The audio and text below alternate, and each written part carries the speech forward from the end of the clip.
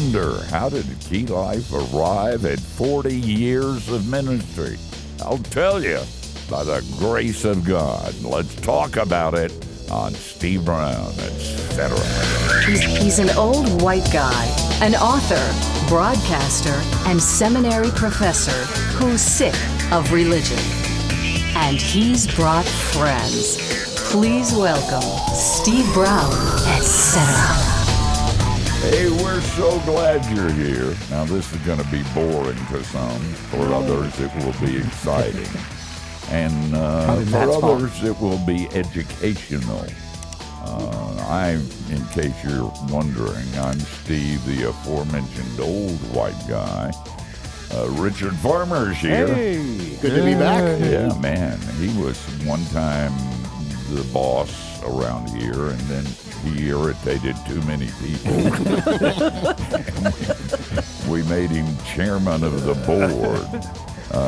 Richard, of course, could be shortened to Rich, which is a little on the nose for me. A little too obvious. And Matthew Porter, our executive producer, is here. Matthew used to write comedy for us. Now he writes these intros. He had a demotion. Yeah. Our producers, Jinx and Jeremy, are in the little glass booth.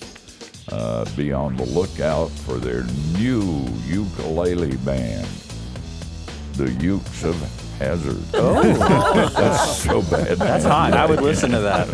Man.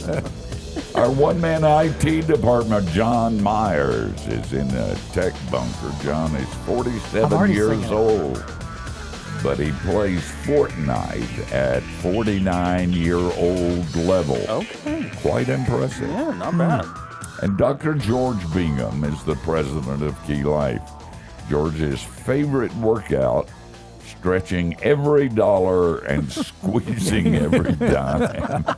There's also the reaching in your back pocket that's part of the stretching thing. That's right.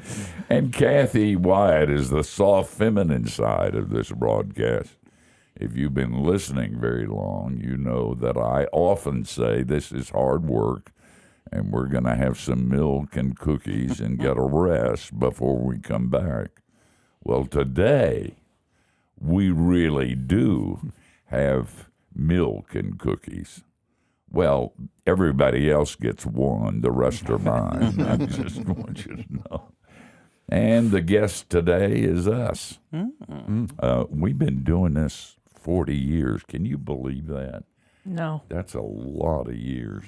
You know, I remember the old preacher that said when I was 20, I wanted to win the world to Christ. And when I was 30, I wanted to win my church to Christ, my city.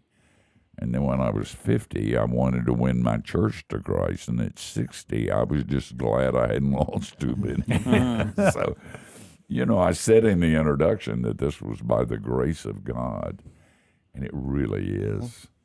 You know, if you can make a mistake, we've made them over and over and over again. And Billy Graham said, or his staff said, when he wrote his book on angels, it was a thank you note. Maybe I'm going to write a book on angels, and that'll be a thank you note too. Any of you know how this started? No, you guys do. I don't. I've actually been looking forward to this, to getting into the nitty gritties of, you know, we kind of gloss over it at a glancing blow, but you're like, you know, let's dive into that. I don't know if everybody knows that story. Yeah. That was kind of an accident.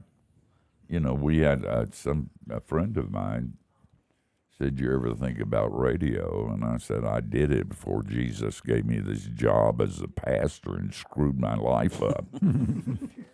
Far less money, but a good retirement plan. And he said, "Look, is it just you don't want to raise money? And I don't want the hassle."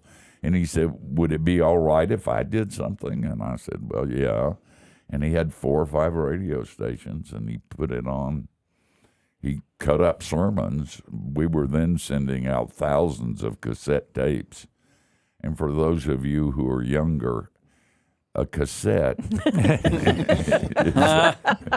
And It's this so thing he you use with a could- pencil. You can say the same thing for a CD now, Yeah, sadly. I know. And he put him on the air, put an announcer with it and some music. He said, you'll get, maybe 30 responses a month, but it'll grow. We got 3,000 and didn't know what to do with them. And David Horner, who was the first guy, it was just me and David. And he came in to my study one time and he said, what are we going to do? They're writing us like we're a big ministry. It's just me and you. And it was like trying to catch a train. And we eventually got an agency, and they put us on a number of other stations. We don't stay on most stations very long because I say something that offends everybody, and they take us off. And so we keep rotating that position. And that's how it started. It really did. And this was we started this with a morning show. What And- were we thinking? Oh, I don't know. And Thank was goodness it was fun. before my time. And if you were listening when it was just us the last time, we played a lot of comedy bits. Played those bits for you, and they're as funny today as they were when we did it. And we had fun. They were way out there, too. Yeah. Oh, I mean, know. a We little riskier now. Yeah. we couldn't do them today, but you don't make Gandhi into a cow. I mean, that's offensive to everybody. Yeah, it's a good thing we didn't say anything about that. But we did that for a year or so, and we were on 10 radio stations, and we needed 20 to make it financially. And I think I said before that manager said, this is the best radio I've ever heard, but I can't put it on my station. They'll crucify me. So, and then that morphed later into something like this. And we started doing this as a radio broadcast. Still is. It's still on a couple hundred radio outlets. And then somebody said, let's do video. And I was not happy with it. Obviously, I sound better than I look. People think that I'm the Marlboro Man. I make calls for people who are in trouble because I can be intimidating on a phone until people see what I look like. But we nevertheless went ahead with the video thing. And we have a YouTube channel, and thousands of people subscribe to that, so it's cool. Just shy of 7 billion last time I checked. Yeah. 7 billion, yeah, right. To round, Yeah, right. round it up. One of the really interesting things, though, about the very earliest days of Key Life was when we went with an agency. They said, let's send out letters with a sample broadcast, and you might get back 5 or 10 or whatever, and we got back so many that we had to make the choice with their help, because we could really only afford at that point in time to go on 13 stations. Yeah. So we had to choose which 13 stations to go on. And of course, price was involved in that because the commercial stations cost money. And it was just very, very interesting. And there's, I think, it's been a while since I double checked, but until fairly recently, I think there were still a couple of the original 13 that we were still on. Most of them, of late. I'm not sure. We'd have to go back and look at that original list, and George could tell you right off the top of his head if any of them are left. But it was pretty remarkable to have to choose 13. Yeah, it really was. It was, and this is a very expensive ministry. And the broadcast industry is really changing. People don't, by and large, listen to a program like Key Life. They might watch a video like this or listen to a talk show at their leisure, but not the old way. And so in order to save money, we've dropped a number of stations. George periodically goes over that thing and says, what are we going to do? And if we were in your area and we're no longer there, You're not hearing this. Send some money. Yeah, right, and we'll do it again. Check out the website. But it really is. Things have changed radically. The internet has changed it. And I have a vision for the future and promoted that with our board by saying at the beginning, I said, we're not going to do that. It's like the CB radio, man. It's going to die. And you see how You're the prophet tech that visionary. I am. Yes. Yeah, right. Yes. At least we managed to avoid going through the 8-track stage. Yeah, We did that's Key right. We Life was never never did on that. 8-track. But boy, we were sent, and we don't do that anymore. People listen to sermons on the internet, and they don't get CDs or cassettes. But we sent hundreds of thousands of those around, and people, every once in a while, somebody comes to me and they say, I got a box. No, I've got boxes of these things. What should I do with them? Sometimes I think about telling them, but I'm not. Hey guys, we're going to back out. Got a commercial break coming up, and I say hard work, and we're going to have some milk and cookies. Today, we're really going to have some milk and cookies. We may set aside the nap until the broadcast is over, but maybe we'll even do that. So just sit there and don't go anywhere, okay?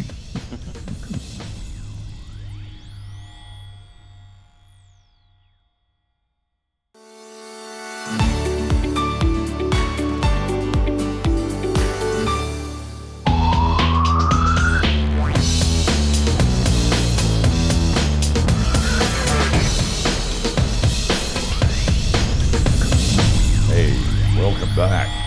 Thanks. We're celebrating with milk and cookies, really. And those oatmeal cookies they're so good, I can't even talk about them. And everybody keeps stealing them. They're my cookies. Stay away from them. In case you wonder what we're doing, we've been doing this 40 years. And this is our anniversary. And so we're sitting around talking about Key Life and how it started and what it does. And we can't do this in an hour because there's too much.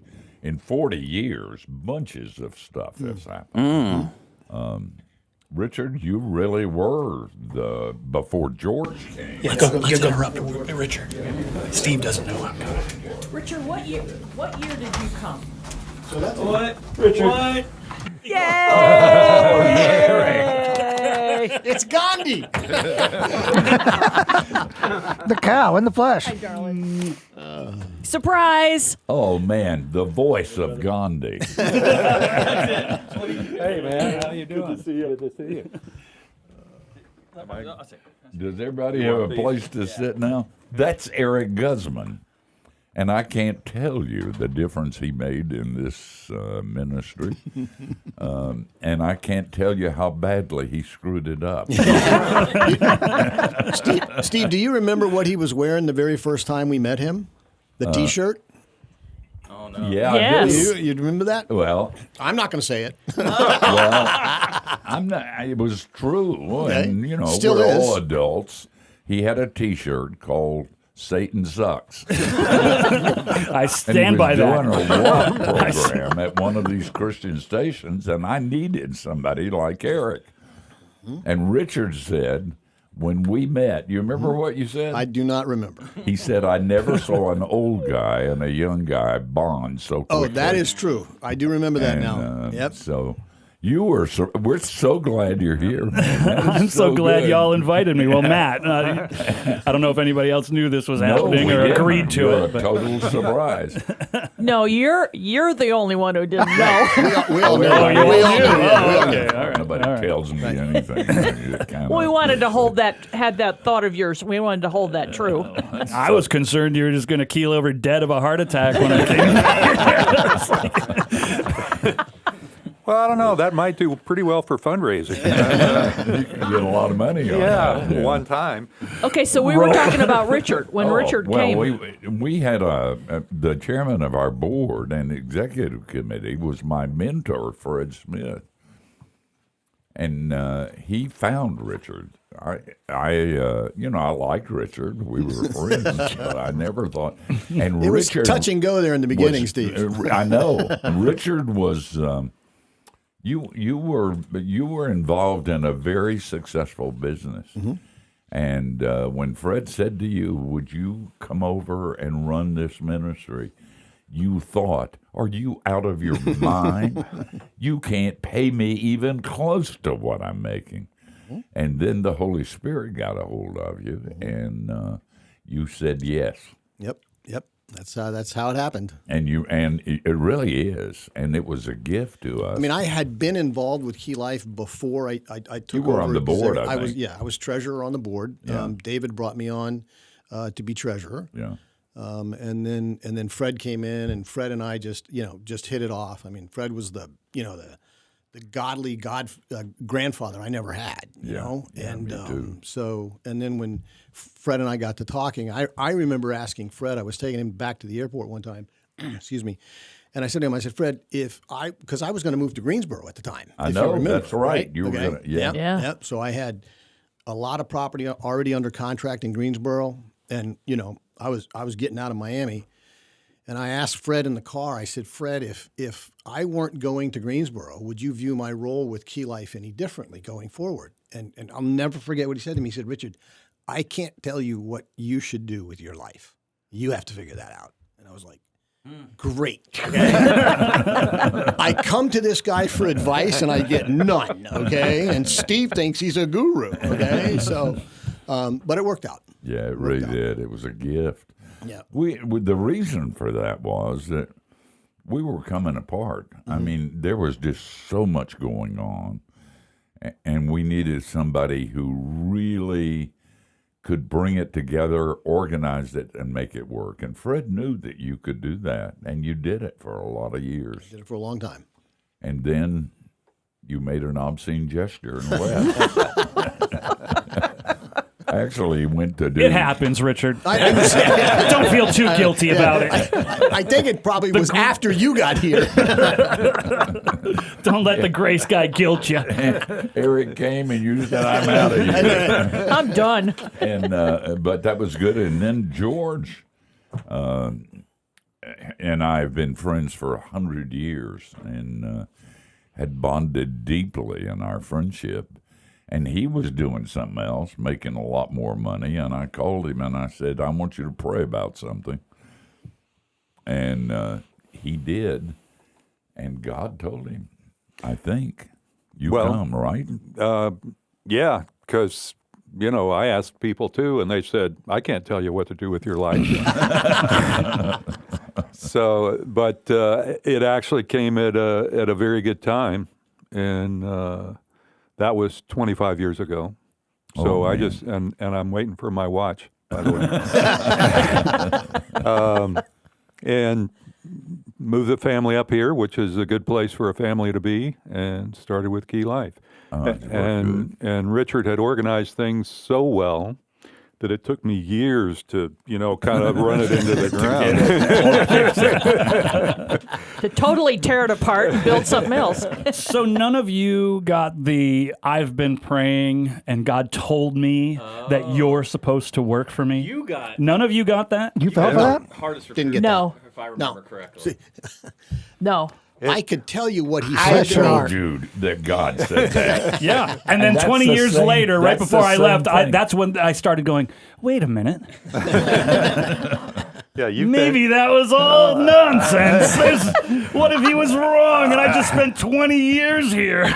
What if those voices in your head are really somebody else talking? That's right. No, and I think part of your teaching was, circumstances are a voice Yeah. from God. I As really part of believe the, that. And, Not it's the been, only one, it's but- been really interesting. And you may not know this, but you're listening and seeing, both in the control room and here, some of the brightest the most gifted people on the face of the earth. I really mean that. Jeremy, he's I talking mean, I about don't us. know how this happened, but God, just be quiet from the peanut Eric, gallery. it's time for me and you to leave.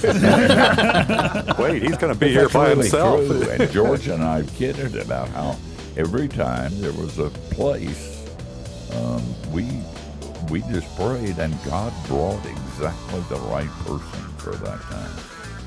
Well, with a couple of exceptions.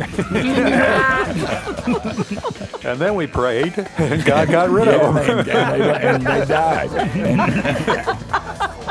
Guys, there should be more substance and at least a word about Jesus on this someplace. Maybe we'll try to do that when we come back, because we're a lot more religious than we sound. I just want you to know. A couple of us aren't saved yet, but we're working on it. Thank you.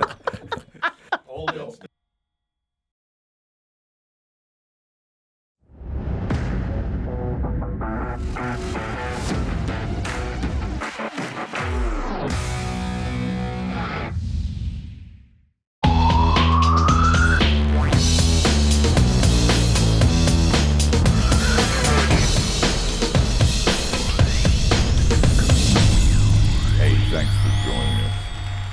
I know it feels like a waste, but we're having fun, and that's what's important.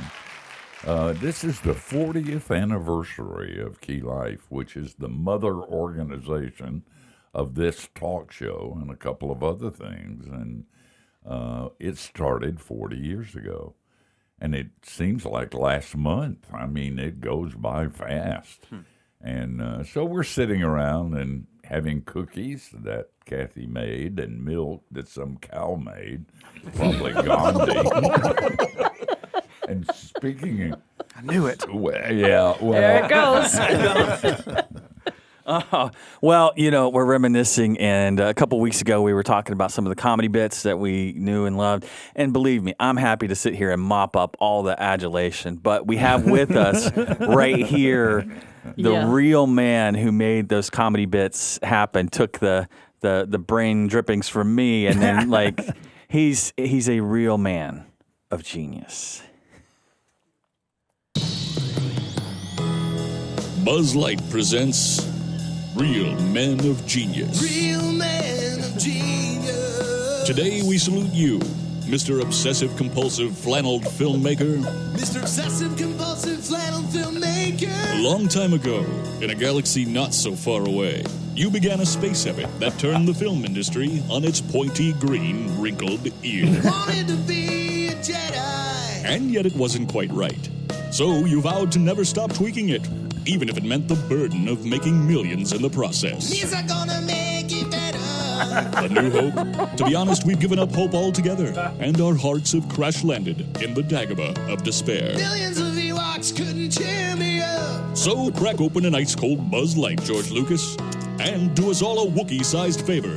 Leave the things alone. I forgot about that one. Erik Esmond, ladies and gentlemen. I didn't remember that one. Others? Yeah, sure. You know, this is like 25 years ago. And, you know, we foresaw kind of the specialization and marketing of churches. And this idea is a little bit ahead of its time. Sunday! It's ManChurch! A hearty, chunky-style worship service for today's man. 4 quarters of adrenaline-pumping, testosterone-packed church stuff. Listen to the heavenly sounds of our Hooters Girls Choir, led by music director Ted Nugent, and Pastor Montana gives you the game plan for how to live your life. At the end of a good sermon, you can even rush the podium and dump a cooler of Gatorade on him. By attending ManChurch, you can also take part in an array of manly activities. Be a part of Monster Truck Missions, the Bad Tattoo Support Group, or our new Bible study, The Hidden Gospel in Van Damme Movies. ManChurch. Pray for the healing of your favorite NFL players. ManChurch. Get in on the pool as to the exact time the sermon will end. ManChurch. No pews, no dress codes, just lazy boys and manly men. ManChurch. ManChurch. Can you handle it? punk. You all remember recording that? Oh, yeah. I remember having all the guys in here doing, ManChurch! All right, give me another one. ManChurch! It just dawned on me why no other station would take it. Seriously, and we had a lot of fun, and we do on this program, too. We kid around a lot and laugh a lot. But this is really, believe it or not, about Jesus.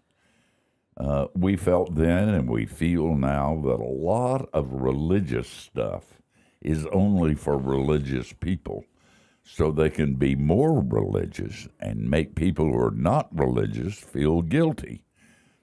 And that's not what the truth is about. The gospel really is good news. And the parties, the best parties, are thrown by people who understand that it's good news and it's not bad news. And and so in the middle of the comedy on the morning show and in this is a lot more intentional, the Steve Brown, et cetera, that we're doing now, because we're talking to a lot of religious people. But occasionally we talk to a pagan or two.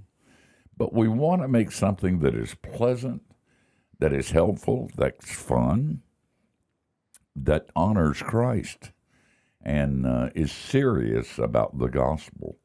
And it was amazing in that early show how many people who weren't Christians were a part of the listenership. There were piles of them who said they had never listened to anything religious before, but they really liked this. And I'm convinced that a lot of people came to know Christ as a result of what we were doing. And I'm not trying to stop our parade that's going on here right now, but that really does have a serious purpose to it.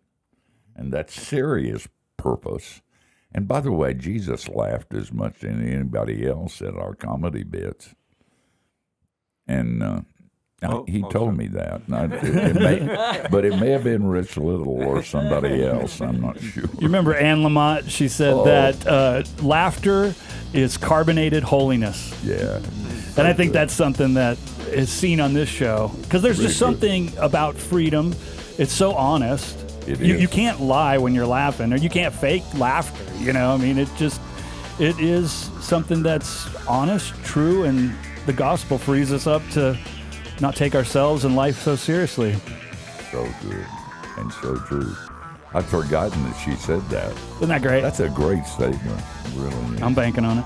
I'm laughing a lot. I hope it's holiness. Listen, guys, if it's not true, we're in serious trouble. We're going to back out, but we're coming back just like Jesus.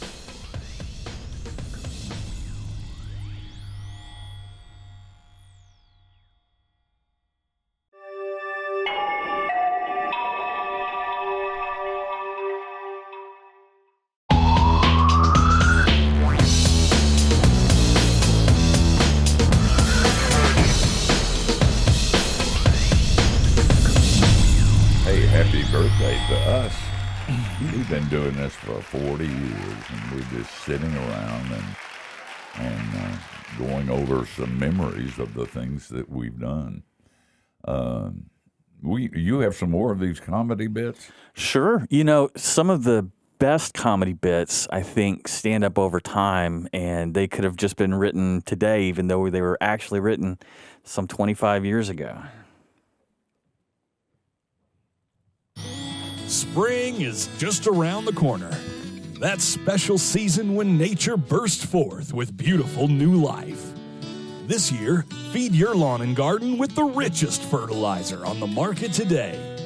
Politician's Promise. Politician's Promise is premium-grade manure, specially cultivated just east of Virginia, and a place referred to by many as the manure capital of the world.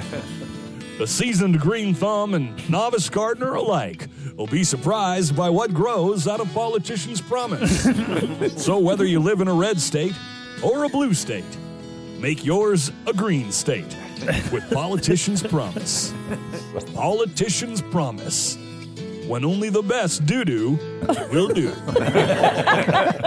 I'm sorry. Head comedy writer Matthew Porter, everybody. The best doo-doo. Erik, you did a bunch of voices for that. You were the keeper or the handler for Gandhi. I'm not doing it. Not in 2025, brother. I don't know how that happened. I have been advised to. Hey, Matt, can we get a Patreon or something? It is recorded, right, though? Oh, I'm goodness. not doing that, no. And so what a lot of people don't know is that Erik is becoming, we think, a priest. Don't jinx it. Episcopal priest. Don't know that. He's going to jinx Well, it. you don't know that. God And told they're me meeting- that. Quit It's all over interrupting now. me. There's the background check. And Erik the committee is meeting now to decide. They're called the discernment committee. It's the Commission on Ministry. Yeah, I'm in the discernment process. It's just that. We're discerning whether or not I'm called. And so you don't want to do this Gandhi thing until after they decide, right? I don't want to do the Gandhi thing for a lot of reasons. I don't think that's one that occurred to me. But no, I'm actually, if that's how they discern me out of the priesthood, by hearing the Gandhi bit, I'd go for it. Like, I'm really holding it with open hands. In fact, I've told them, there's this psychological evaluation that comes up along the way to ordination. I said, just bump that up right to the beginning of the process. You could save us a bunch of time. And so that's kind of like with the Gandhi bit. Play it and, maybe you help me not get called. You guys, this thing has just gone on. There's no controlling it. But there's some control. Some serious things about this. Matthew, you came here, and one of the reasons you came is that you were fired. Yes. And the reason you were fired, and I'm not going to bring that up. we'll take Erik. anybody.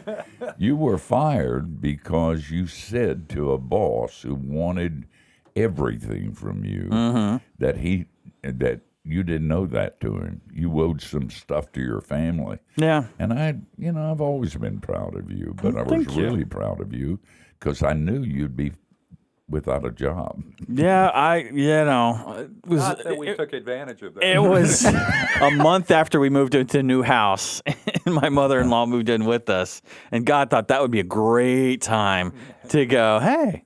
Yeah, right before the holidays. You're right, but literally right before Thanksgiving and Friday Christmas. before Thanksgiving.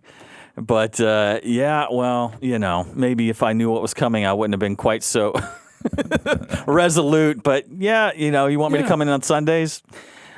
I'll let you know after we get done with church and lunch, and I'll see you. And didn't go over, and I wouldn't have changed a thing.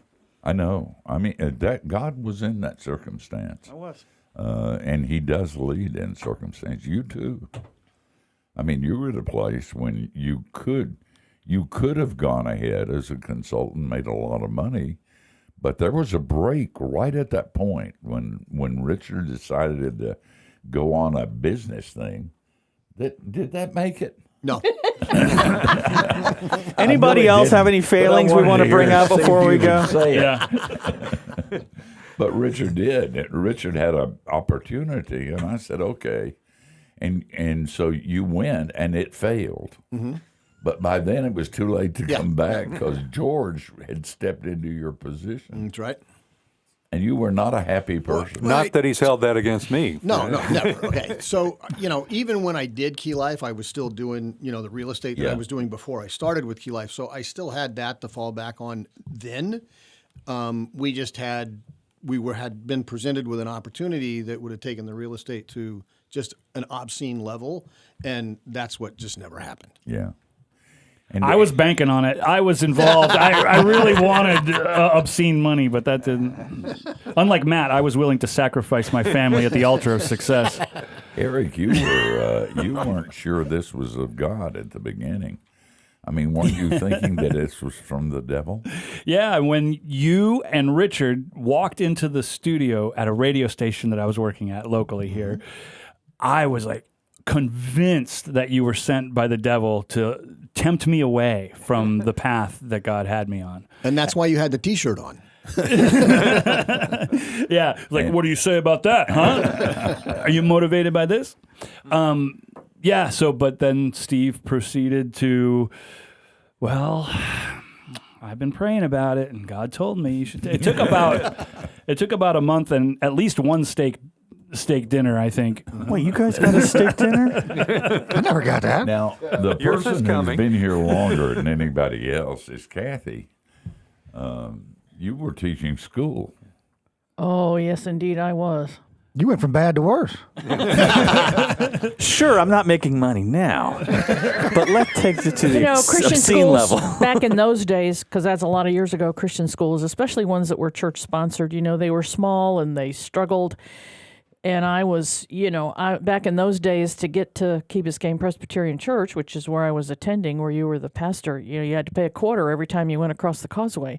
And there were weeks when I was on the kneeling down in the front seat of the car, looking underneath the seat for 25 pennies to get literally to get across the causeway. So, when this opportunity came, it wasn't just a financial thing. I mean, it was literally like something that just got dropped out of the sky. You took some time off and went away and prayed about it. That was later on, after I worked for you. That's when I went away and prayed. Are you sure you really want me to work with this? Interesting fact, Cathy was the original treasurer of Key Life. Really? In the And that's formation why they brought documents. Richard on, because it was downhill. It's like I say to George all the time, George, you don't want me to run the adding machine. Well, Steve, you talk about 40 years for Key Life, but Cathy's been with you longer than Key Life. Next year is 50 years. Is it 50? Wow. Yep. How about that sport thing? Well, we'll see if it's 50 years. I'm going to introduce you to some technical people on the other side of the break, because you don't hear from them very often. John refuses to go on the air. His name's not Jeremy John. and Jinx. He's in Woodsack. They have a camera in there, though, so maybe we can see what they look like. But don't go away. There's a little bit more. I know, but hang on. You can stand hell if you know you're going to get out.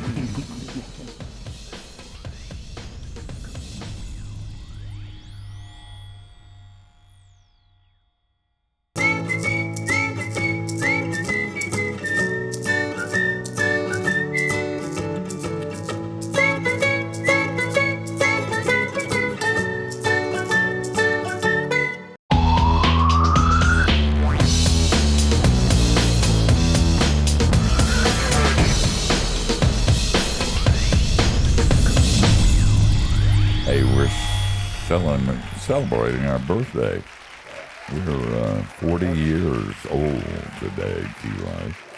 And by the way, just for your information, our sister organization in Canada, Key Life Canada, next year will celebrate their 35th anniversary. And we've just got great people up there. George and I have gone there, and you've been there a number of times too. Just great time. You go with us sometime? Yeah, I've been up there a few times. This is a good Yeah. time. Yeah, I'm Good looking people. forward to Canada becoming a state, and that's going to be really cool. We should have stuck with Gandhi. Yeah, I think now the Gandhi thing. And there are people in our control room that you can't see, or maybe Well, you they can can. occasionally. Jinx was a technical guy at our church, and they kicked it. Well, he left, and then Jeremy had a similar experience. He was fired, and this was the best he could do. And they're both geniuses and technological. I just wanted somebody to come geniuses. suffer with me. And Thank then- you for that, then John really. Myers is in there, and he refuses to be on camera or microphone. But he's demon possessed. He knows what the tech can There's do to you. something- Yeah, that's right. You can't do the things he does Not if people know who you are. unless you have supernatural power. So he makes sure that all of this works most of the time. And every time I call him, he cries. 'Cause it gets to be really old. This is a ministry, but it's also kind of a Dysfunctional bunch family. of friends that got together, and and really like each other and really like what we do, and we really think that Jesus told us to do it. We kid about it a lot, but that's true. I mean, I wouldn't do this for anybody but Jesus. And so I have to periodically check to make sure, are you sure? And I think we all do that occasionally. Sometimes we're living in Brokeville and we don't have the money to pay for the next week, and God has always come through you. So don't stop, because this is so much fun, and you're funding our fun. Yeah. Okay, that was an effective segment. Listen, guys, there was so much more. We could spend hours doing this, but thank you for being a part of our family today as we sat around and talked about it. We'll be a lot more serious next week. Hope you'll join us, same time, same place. Between now and then, don't do anything we wouldn't. That gives you a wide look. All right, Steve, come on.